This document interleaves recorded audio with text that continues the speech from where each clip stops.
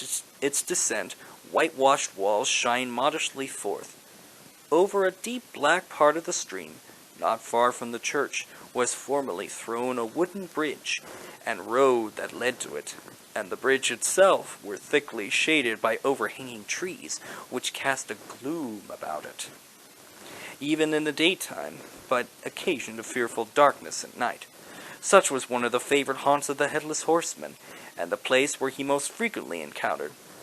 The tale was told by old Brower, a most heretical disbeliever in ghosts, how he met the horseman returning from his foray into Sleepy Hollow, and was obliged to get up behind him, how they galloped over bush and brake, over hill and swamp, until they reached the bridge, when the horseman suddenly turned into a skeleton, threw old Brower into a brook, and sprang away over the tree-tops with a clap of thunder. The story was immediately matched by a thrice marvelous adventure of Brom Bones, who made light of the galloping Hessian as an errant jockey.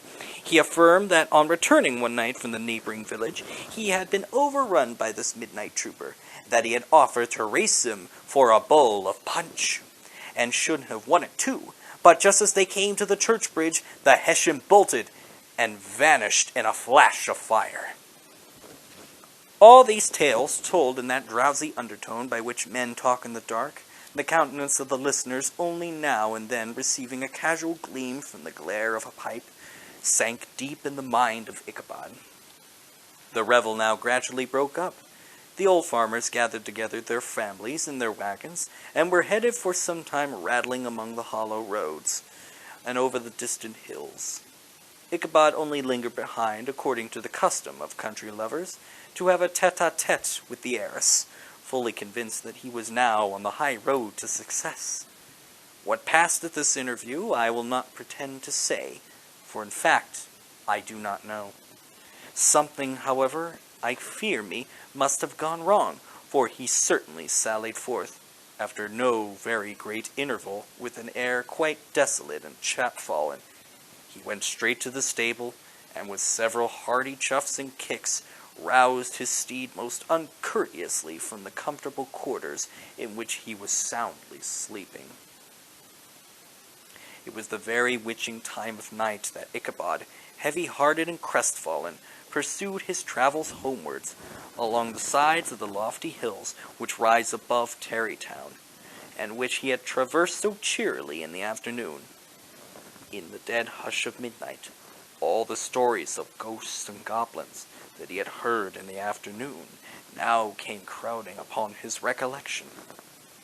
The night grew darker and darker. The stars seemed to sink deeper in the sky, and driving clouds occasionally hid them from his sight. He was approaching the very place where many of the scenes of the ghost stories had been laid. In the center of the road stood an enormous tulip tree, which towered like a giant above all the other trees of the neighborhood, and formed a kind of landmark. As Ichabod approached this fearful tree, he began to whistle. He thought his whistle was answered. It was but a blast sweeping sharply through the dry branches. As he approached a little nearer, he thought he saw something white hanging in the midst of the tree. He paused and ceased whistling, but on looking more narrowly, perceived that it was a place where the tree had been scathed by lightning, and the white wood laid bare. Suddenly, he heard a groan.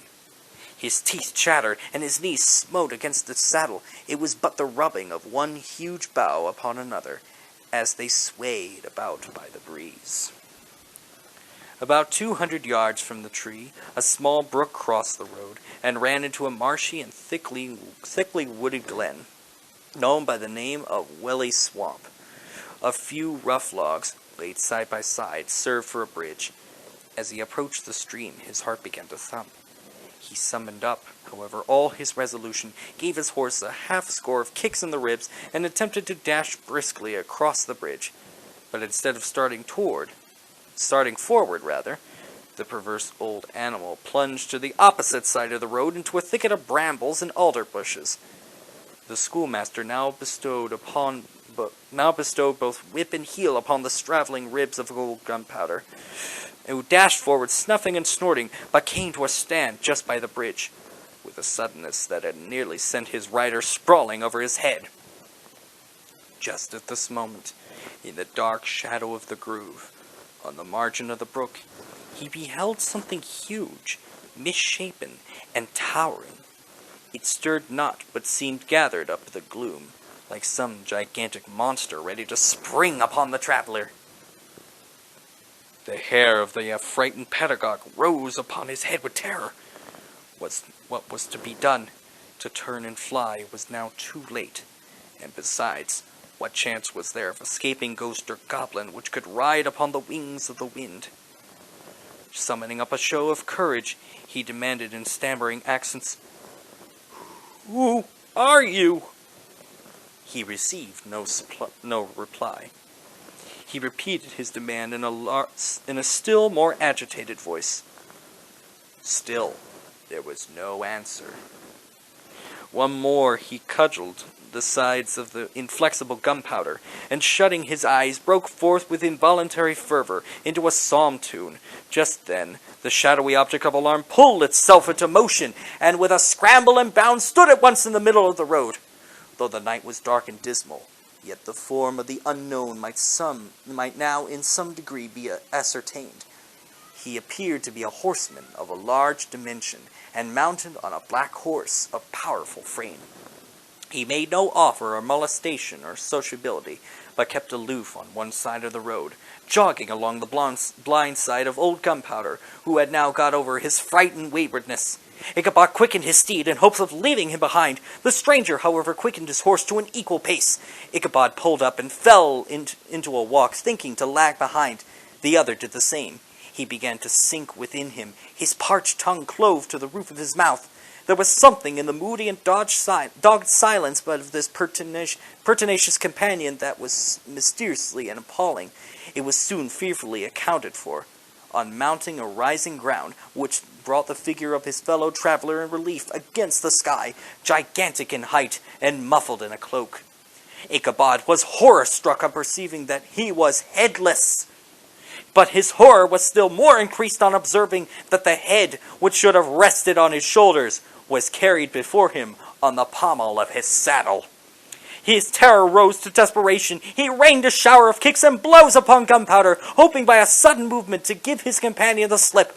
But the spectre started full jump with him.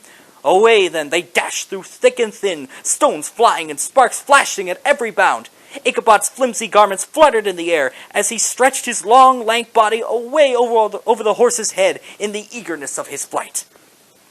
They had now reached the road which turns off to Sleepy Hollow, but Gunpowder, who seemed possessed with a demon, instead of keeping up it, plunged headlong down to the left. The road leads through a sandy hollow shaded by trees, where it crosses the bridge famous in the goblin story, and just beyond swells in the green knoll on which stands the whitewashed church.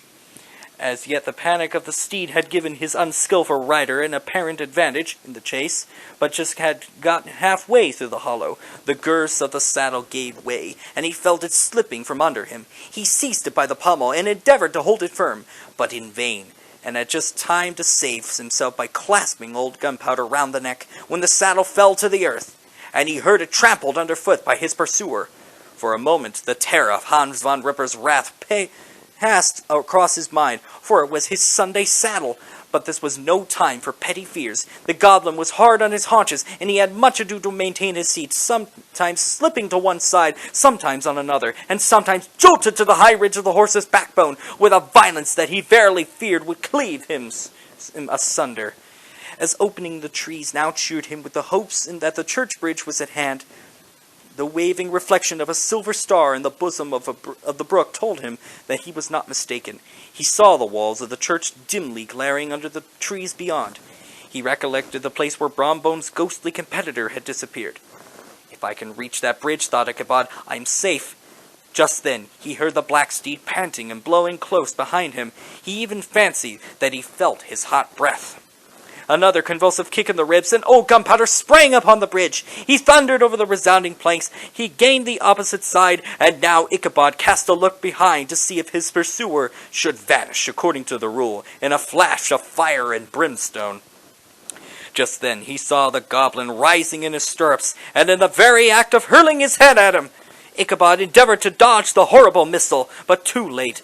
It encountered his cranium with a tremendous crash. He was tumbled headlong into the dust, and Gunpowder, the black steed, and the goblin rider passed by like a whirlwind. The next morning the old horse was found without his saddle, and with the bridle under his feet, soberly cropping the grass at his master's gate. Ichabod did not make his appearance at breakfast. Dinner hour came, but no Ichabod. The boys assembled at the schoolhouse and strolled idly along the banks of the brook, but no schoolmaster. Hans von Ripper now began to feel some uneasiness about the fate of poor Ichabod and his saddle. An inquiry was set on foot, and after diligent investigation they came upon his traces.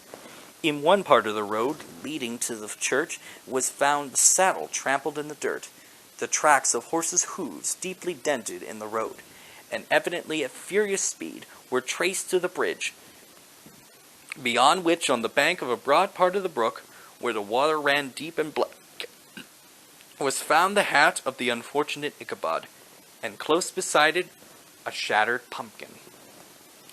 The brook was searched, but the body of the schoolmaster was not to be discovered. The mysterious event caused much speculation at the church on the following Sunday. Knots of gazers and gossips were collected in the churchyard, at the bridge, and at the spot where the hat and pumpkin had been found. The stories of Brouwer, of Bones, and a whole budget of others were called to mind, and when they had diligently considered them all, and compared them with the symptoms of the present case, they shook their heads, and came to the conclusion that Ichabod had been carried off by the galloping Hessian. As he was a bachelor, and in nobody's debt, nobody troubled his head any more about him.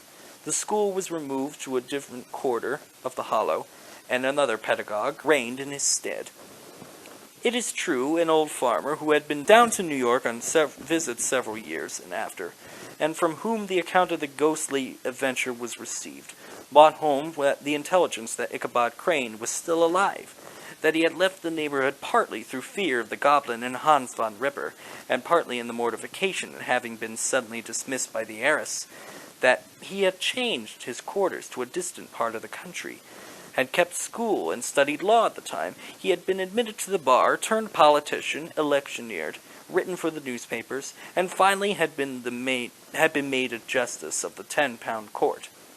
Brom Bones, too, who shortly after his rival's disappearance conducted the blooming Katrina in triumph to the altar, was observed to look exceedingly knowing wherever the story of Ichabod was related, and always burst into a hearty laugh at the mention of the pumpkin, which led some to suspect that he knew more about the matter than he chose to tell.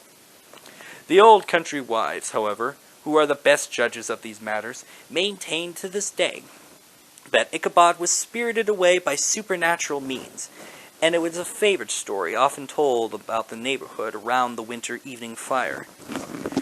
The bridge became more than ever an object of superstitious awe, and that may be the reason why the road has been altered in late years, as to approach the churchyard by the border of the mill pond. The schoolhouse, being deserted, soon fell to decay, and was reported to be haunted by the ghost of the unfortunate pedagogue, and the ploughboy, loitering homeward of a still summer evening, has often fancied his voice at a distance, chanting a melancholy psalm tune among the tranquil solitudes of Sleepy Hollow. Well, ladies and gentlemen, what would you have done if you had encountered the Headless Horseman? Would you, like Ichabod, run for the hills on your horse? Or would you stay and get a closer look at it to make sure it indeed really was the Headless Horseman and not someone else? And speaking of which, like the Headless Horseman going out on his nightly quest, I too must be off. Ladies and gentlemen, thank you so much for tuning in to this special Halloween episode of Eerie Hour with Erich. If you liked this episode, please feel free to give it a like and subscribe, and make sure to click the notification bell so that you'll receive all the latest updates about new content on the Eerie Hour with Erich YouTube channel. And if you would like to share this video, please, by all means, share it with your family, your friends, your co-workers, other beings not of this world, or anyone who you choose to interact with. We would really appreciate it if you did that. And also, don't forget to find us on both Facebook as well as Instagram. Remember this, folks, as always, in closing, dreams can become nightmares, but at the same time, dreams can become reality. But can nightmares become reality? Well, my friends, you be the judge. Have a happy Halloween, ladies and gentlemen, from all of us at Eerie Hour with Eric. And tune in to the next episode, if you dare.